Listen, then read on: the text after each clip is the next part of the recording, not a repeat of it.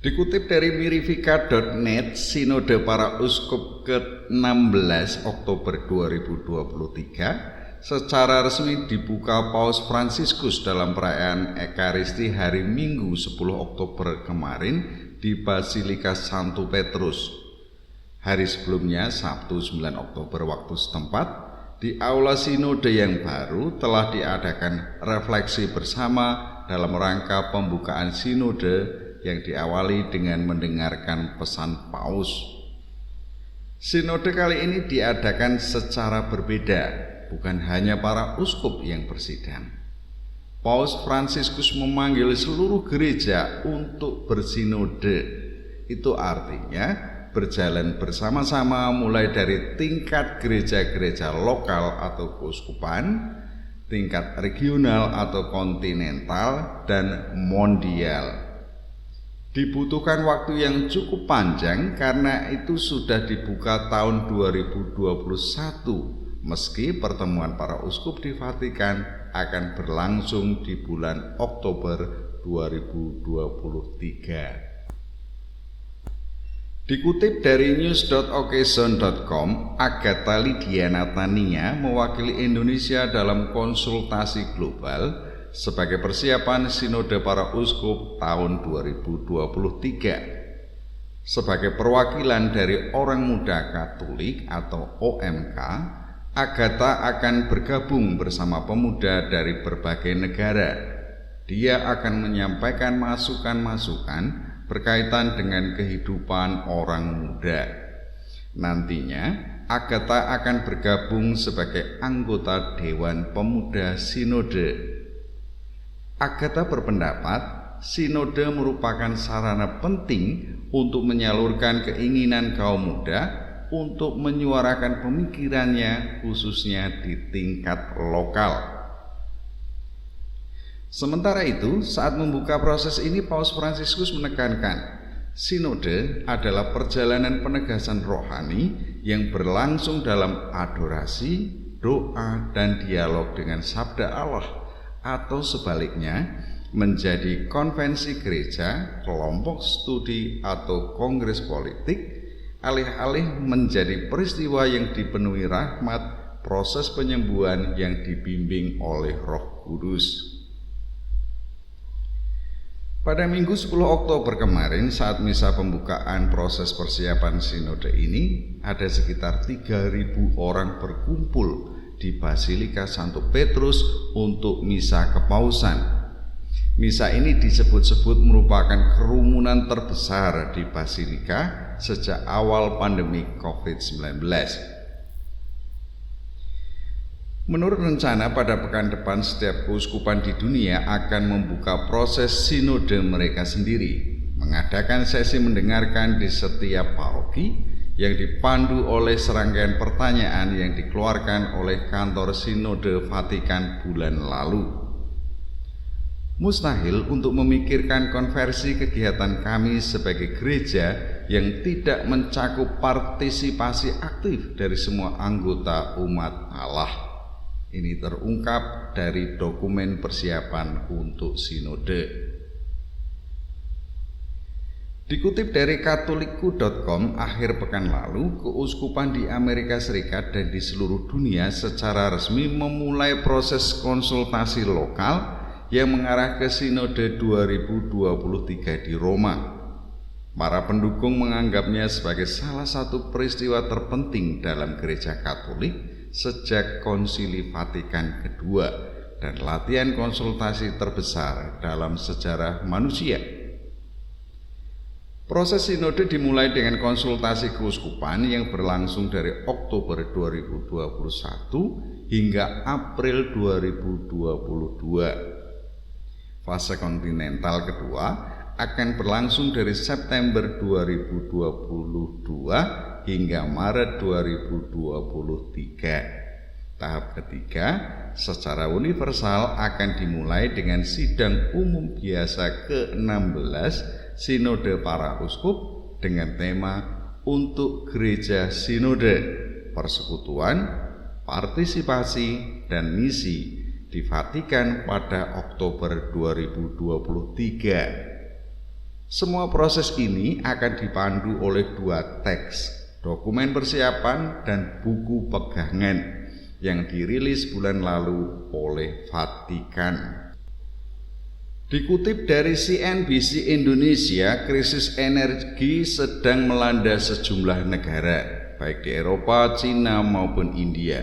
Bahkan negara adidaya Amerika Serikat pun terkena dampak dari krisis energi global.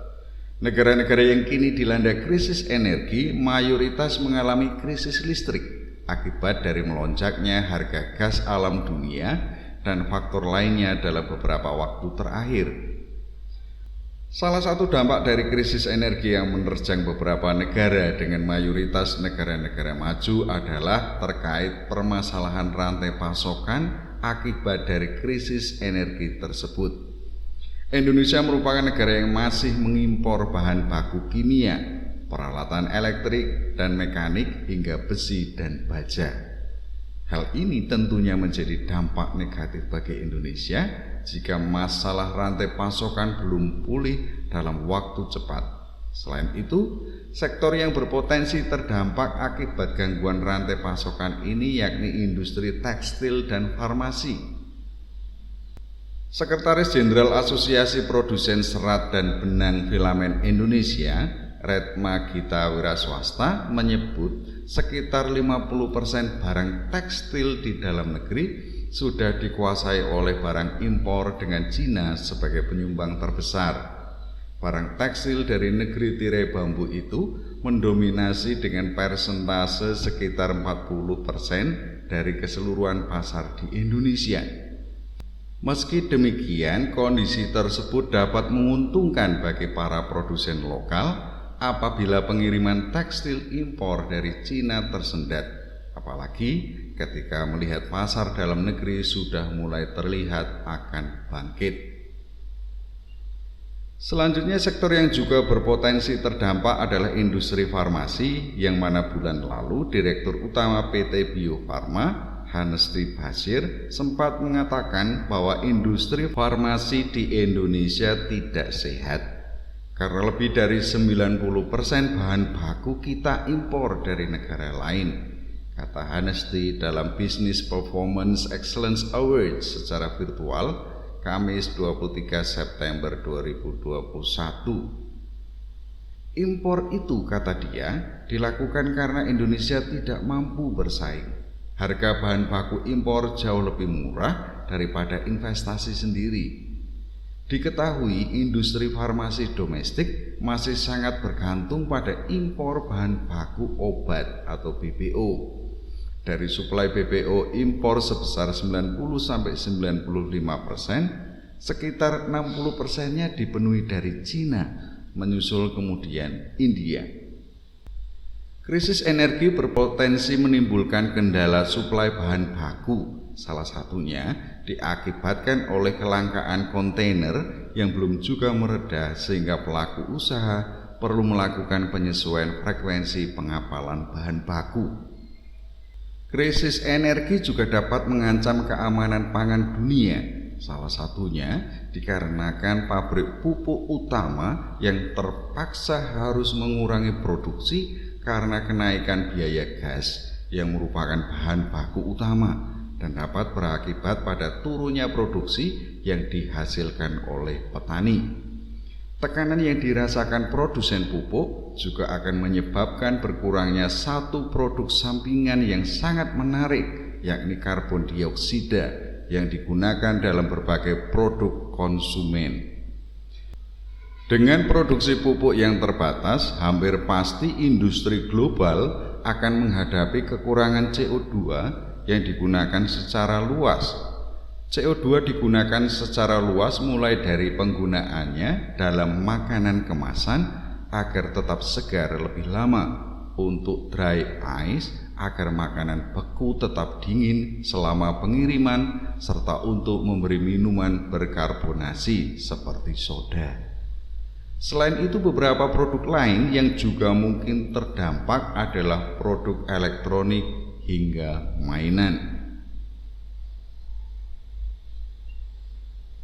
Dikutip dari tempo.co, upacara penutupan PON Papua dimeriahkan artis-artis nasional termasuk Noah, Saikoji Iwake, Yura Yunita, Andi Rianto. Selain itu juga selebritas lokal asal Papua seperti Noge, Blasta Rap Merauke, Kork Papua, MAC, dan Minggu Rap.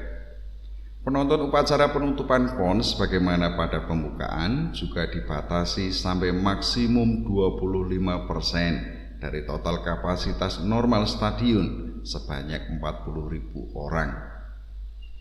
Dalam upacara itu, Papua secara resmi menyerahkan tongkat estafet pelaksanaan PON kepada Aceh dan Sumatera Utara yang bakal menjadi tuan rumah pesta olahraga terbesar di tanah air selanjutnya pada 2024. Pada PON 20 Papua 2021 ini, kontingen Jawa Barat meraih gelar juara umum dan mempertahankan kedudukan sebagai juara bertahan dengan koleksi 133 medali emas, 105 medali perak, dan 115 perunggu. Kontingen DKI Jakarta menempati posisi kedua dengan perolehan 110 medali emas, 91 medali perak, dan 100 perunggu. Posisi ketiga ditempati tim Jawa Timur yang mengumpulkan 110 emas, 89 perak, dan 88 perunggu. Tim tuan rumah Papua mengoleksi 93 medali emas, 66 medali perak, dan 102 perunggu. Tim Papua menempati posisi keempat. Dikutip dari kompas.com, Wakil Presiden Ma'ruf Amin dalam pidato penutupan PON 20 Papua mengatakan, suksesnya penyelenggaraan Pekan Olahraga Nasional 20 di Papua telah menunjukkan wilayah itu sebagai kekuatan olahraga nasional. Selain sukses sebagai penyelenggara, Papua juga berhasil dari sisi prestasi. Menurut Ma'ruf, hal tersebut tampak dari melonjaknya peringkat tim Papua pada perolehan medali PON 20. Kontingen Papua menduduki peringkat 4 setelah pada PON sebelumnya tahun 2016 berada di peringkat 8. Ini menunjukkan bahwa Papua telah menjadi kekuatan elit olahraga nasional. Ini bukti bahwa bumi Papua tidak saja kaya, tapi penuh dengan talenta, kata Ma'ruf di acara pesta penutupan gelaran PON 20 yang digelar di Stadion Lukas NMB Jayapura, Jumat 15 Oktober 2021. Setelah penantian panjang selama 19 tahun, akhirnya timnas bulu tangkis membawa kembali Piala Thomas ke tanah air. Dikutip dari tribunnews.com, tunggal putra Indonesia Jonathan Christie menjadi penentu kemenangan dalam turnamen final Piala Thomas 2021 di Aarhus, Denmark, Minggu 17 Oktober malam waktu Indonesia Barat. Jonathan Christie mengalahkan lawannya dari Cina Li Shifeng melalui rubber game dengan waktu 81 menit. Jojo memaksa Li Shifeng menyerah dengan skor 21-14, 18-21, 21-14. Ini merupakan kemenangan ketiga Indonesia dari Cina yang membuat skor menjadi 3-0. Jojo pun memastikan Indonesia memenangkan final Piala Thomas 2021.